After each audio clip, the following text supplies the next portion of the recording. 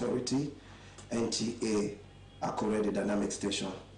I felt today on the show we'll be looking at mental health in adults. Mental health in adults. And to throw more light on this topic, here with me in the studio is no other person than Dr. Babatunde Akinbinu. He is the Publicity Secretary of the Nigerian Medical Association, NMA, Ondo State Chapter. Sir, you are welcome to the program. Thank you very much. It's nice having you.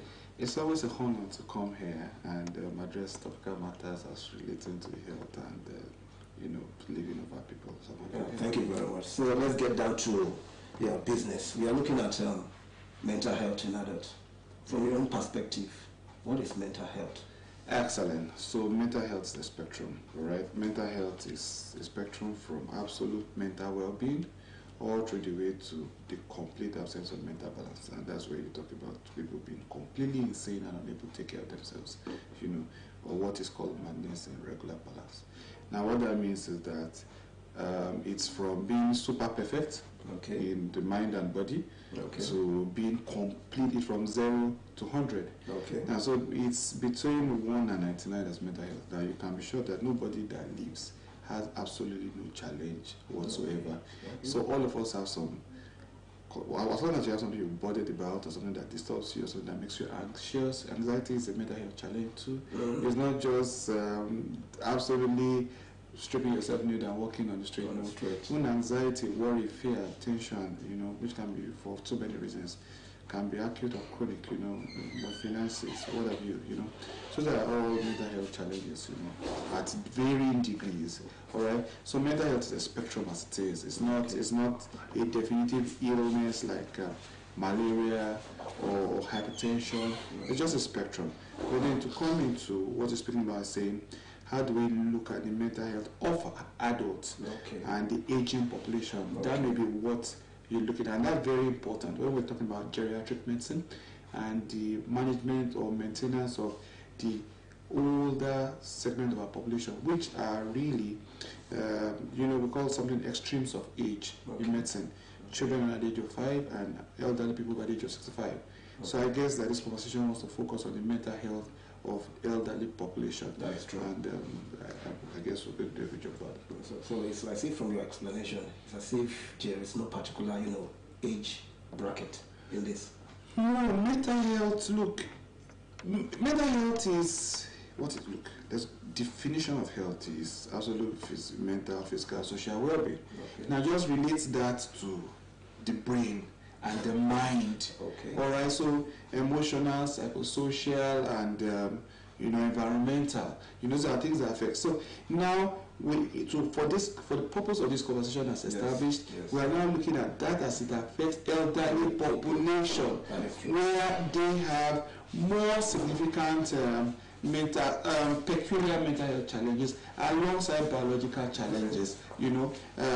As they grow older, there are natural declines and changes in their mental health, which we should educate society to know so that they can adapt appropriately to it. And then even older people, as they grow older, begin to prepare for this, so that they can cope with the changes that occur to their own bodies, as well as those who support elderly people. So that's what this education is about. Thank you very much. Please, what are the causes of this mental illness? So mental illness, yes, still, that is like I said again, that's what is important for our audience. It's not an illness, absolute mental illness. When a person completely cannot control it and is on the street, that is defined by all manners of things, schizophrenia, bipolar disorder, that's why. But you are absolutely perfect. You have not even me and you sitting down here have challenges. Money is not enough, the economy is raised, and those are giving us some pressure, external behavior at work and all. Okay? But then with older people, it's not just the pressure. Their cognitive function begins to decline naturally. Brain cells begin to work less optimally than it may have been before. That's true. Their muscle bulk begins to drop. How much they can metabolize, how much they eat. Even their immune system decreases. Their bone density decreases. So there can be changes in the way they think. There can be changes in their memory. There can be changes in even their overall behavior, and they may not even understand it. You find older people who do not remember names. Now, these are all things that happen to people, to many people in this population as they grow older. It's a natural change that occurs. And it's how long do you live? If you live for long enough, you're going to experience some form of it or the other. Okay. It can be mild, it can be moderate, it can be severe. And some people, I've had friends who began to have elements of mental health declination, reduction, and I don't want to. We're not going loss of memory, things like that. And loss of memory is just one of them. Change in cognitive capacity, change in you capacity to remember things, changing your ability to interpret things as you would have done before, are all parts of it. Or your interpretation of what is right or wrong, or what you like or dislike, So there are different types, common ones. Since it's a general population, we're not talking to medics and all that. I would not want to go into too many scientific research and all that. Yes. Then there are the common ones, Alzheimer's disease, for example, which are things like which Muhammad Ali suffered from, very popularly. There are Alzheimer's is the common one. There is Lowry, dementia, and all manners of things. These are all things that happen with declined mental health standards in a lot of older people, which must be understood and supported. Yeah, thank you very much. From your explanation so far, are there any physical symptoms of this mental illness?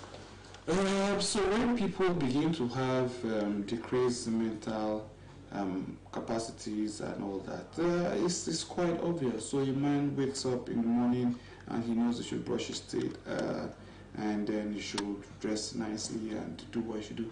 But you just find out that he's suddenly disinterested in it. A woman is suddenly, usually it's very slow in developing, and sometimes it does creep on the person. The person doesn't even know, because people work, for example, in the civil service or whatever, till they are 60, they go to work every day, and then one day they are 60 years and one day and they don't have to go to work again. And that's a complete change in their social organization and routine. And then they begin to find out that the rest of the world is moving on, not necessarily with them. And then when their friends and colleagues start dying, then you begin to see completely different body entirely. The people start getting disinterested in life. They cannot do what they ordinarily have done. They cannot make their muscles and bones are not exactly moving on. Their immune system is compromised because increasing age, and they can't exactly get around with what they would otherwise have done. They can't catch up with trends in the society anymore. Their children or grandchildren are telling them you're old. And old people don't like hearing about bones, and those are all social things, very obvious. So it's not like, what do you have when you have malaria, you have fever, you have joint aches, it can be worse at night. No, that's not the way mental health in the aging population is considered. It's like, okay, how do you identify that daddy or mommy or grandma is changing? And that it's not that they are being wicked. It's just that their bodies are changing on them, and they are just following the natural pathway that even you that is completely right now is likely to pass through the exact same phase when you get there. That is nature. Viewers at home, if you are just tuning in, this is Healthy Living coming to you from the Nigeria Television Authority, Nta Akure, the dynamic station. We will go for a short break and we'll be right back. Stay tuned.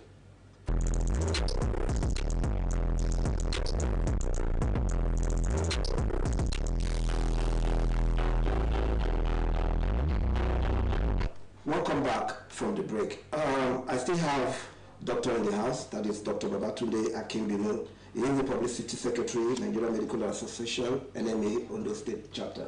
And we are looking at mental health in adults. Doc, please, if I may ask this question, what are the behavioral signs? We talk about symptoms. What are the behavioral signs of mental health? So, of diminishing mental health, or declining mental health. So, I guess I mentioned some of that earlier on. Yes. So, with declining physical activity, usually, you see, when you're moving around and doing every social activity, your brain is still catching up with what you should do. When all of a sudden you do less, all of a sudden you are fixated in one place, your horizon may begin to diminish. when there are less people that relate with you on a daily basis, even if you are still collecting a regular salary or a regular pension, you just go from, your mental picture, your social circles, just sometimes appears to collapse. And then people just involute and begin to, relate a little different. Slowly, but certainly. For some people, it's sharp. Well, I mean, I've had 45-year people that just slipped into better challenges. They can't cope with pressure, tension, and all that. So know that naturally, as people age, as their friends, colleagues, mates begin to die, as their social engagements and activities begin to reduce, as their social involvements begin to reduce, as the rest of society begin to relate to them less, there can be pressure, there can be withdrawal, there can be disinterest, even in life. These are all things that are not associated with optimal mental health, especially as occasioned in younger people. So these are all this. So when you see that, there are no specific drugs for those. Oh no, it's not. It's a natural phenomenon that we're trying to say. Yes, it's a spectrum. It's not a disease like. It has to do with aging. In many, because we are talking about the mental health of aging population. That is true. That's what we're talking about. It doesn't mean that, as people go on the way. Chief Akure, for example, is 95 and he's still running his establishments. For example, he's still all over the place in the news today for him asking for what he believes, and all that. So for the people, they are fine, no obvious challenge. For some people, there are obvious challenges. There are changes in personality, perception, cognitive activity, and all that. Yes, these are all things that can happen, especially with the older extremes of aging. Thank you very much. If I may ask, are there any types? Well, the types, or if I also ask, is it hereditary? Because like from what you said the Afro Babalola is over 90 years plus and it's still active. Oh yeah. Even people with all forms of mental health challenge, I said it, the average person on the street has one pressure or the other. Nobody that is alive has zero mental health challenge. It is, can you manage it without it affecting your outward activity? What we are talking about today is for those that it may affect their outward activity. It may affect what they do, and how they represent themselves in public, as was different from before they turned 60 or 65. So when we're talking about what are the kind of things they have here, they may be demented. That's dementia. That's a completely different conversation entirely. All right, they may be depressed. They may have less interest in social activity. So there are several things that may happen. They may just, for somebody who has been outward and outgoing, for example, I'm here, I can be here at this notice, long shot, whatever, but at 75, I may just be a completely different person, But there are people who are nearly 80, like Joe Biden, and he's still running things as he should. However, he didn't decide to recontest the election because age is not with him, and his capacity was dropping, and that's the mental health that we're talking about. That things begin to droop. If we're talking about mental health generally, in the general population, the conversation changes a little. I have done some introduction about that, but right now we're talking about the mental health of aging population, not just adults. Adults is anybody over the age of 18. But now it's aging population, and so how do you relate to the mental health of the elderly? So I guess one question will be, okay, what can we do to help them to manage it or not to slip into very bad mental health challenges? That takes us to the treatment. Yeah. Yes. Okay, so treatment can be primary, can be secondary, can be tertiary. That's the way we talk about it in the hospitals. Okay. So primary treatment is not able to come down with mental health with obvious mental health challenges. We all have mental health challenges, but very obvious mental health challenges that creates marked changes in a person's character, facie, mien, or outlook to life, in several ways. So it's about the preparation for it. Once you know that this is how it happens, you prepare for it for when you are still young, active, and viral. You need to say, this is what, because look, it is what you tell yourself, what you're exposed to, that comes up from your core subconscious, even when you begin to have challenges as well. Okay. So there are people who fall into a trance or who go into a coma and are saying they're not exactly conscious, but are saying things that they know because it's already sitting there inside of them. You know, it's a part and parcel of them already. So when you are prepared for this, for example, another very elderly man that is in this society, Basharon Senjora, recently wrote a book on aging and preparation for aging. And he was also very elderly, you know, but he's not right. I mean, if he's still publishing at that age, in his 80s or, you know, thereabout, you know, he's still deliberate now because he's continuing to prepare himself over time and continue to develop and meet his own social circles according to output for as long as he lives. Those are all ways to do primary prevention so that you are not too disconnected from what you should do even before it doesn't just jump on you when you find out that you are retired and you have nothing to fall onto, and then you're just all in a room in a small space in your compound, whatever, you know. So they are ways there. Now there are also things about diet, you know, about eating appropriate nutrition. Of course, older people eat less, you know, their muscle bulk drops, their metabolism rate drops, you know, but they get the right amount of nutrients, all right, because there are essential micronutrients that the brain feeds on. You know, the body takes a lot of things, the brain is slightly made of fat, but there are essential micronutrients that help with cognitive capacity. Once it begins to drop in the human body, the rate of mental health decline can increase. Alright? So you have usually this is adults in the regular starchy food and carbohydrates and all that.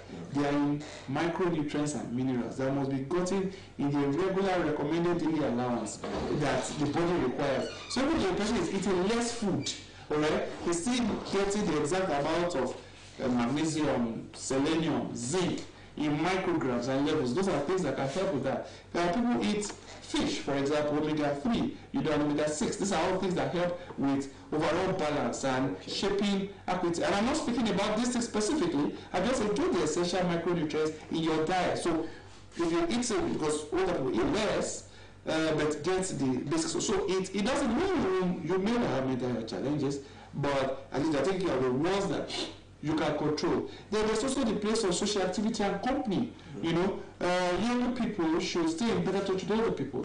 When they are company and there are people they relate with regularly, there is the capacity of just dropping or going into depression or anxiety or feeling entirely lonely, you know, entirely reduces to a significant extent. So these are all primary things that can be done. Now, there are secondary things that can be done to say, okay, there are mental health challenges. Well, if there are very obvious mental health challenges that cannot be managed, we always in the hospital.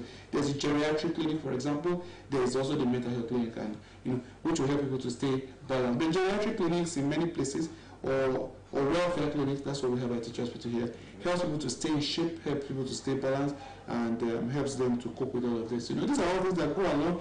Of course, you also take care of other chronic diseases that are associated with increasing age, like diabetes and hypertension. You mismanage those ones, you don't manage those things well, it may, because when the person is coping with elevated blood pressure, possibly a stroke because that does not be managed well, or there's some renal dysfunction and kidney disease, or diabetes, and you have one foot cut off because it has gone very bad. Then you can't help the mental health thing that will come with that because the person is depressed. You know, so these are all things that we can do to prevent. Now, what's the tertiary? When problems have now come up, all right, what do you do to manage it or rehabilitate and ensure that the person is still able to fit back in society? So those are all ways that we can do that. Where there are mental health challenges, especially in the elderly, there are several roles to play. Thank you very much. If I may ask this last question from you, what is your advice to the good people of Ondo State? Okay, so my advice is essentially a summary of all that I've been saying. Yes. You know, to say we all will grow old. We all have one mental health challenge or the other. It's different from madness. It's different from being schizophrenic. It's an essential part of our day-to-day existence. And when people grow older, their capacity to deal with shock, deal with the huge changes that happen may not be as elastic as Okay. younger people. Okay. So younger people, as people grow older, they should prepare for that, and younger people should be more supportive of other segments of the population, and that generally helps us to manage some of these things a lot better. Yeah, thank you very much, Doctor. Thank you very much. Viewers at home, Doctor here said it all. This is where we wrap up the program for the day. Till I come your way, same time, same station next week. Stay blessed. Bye-bye.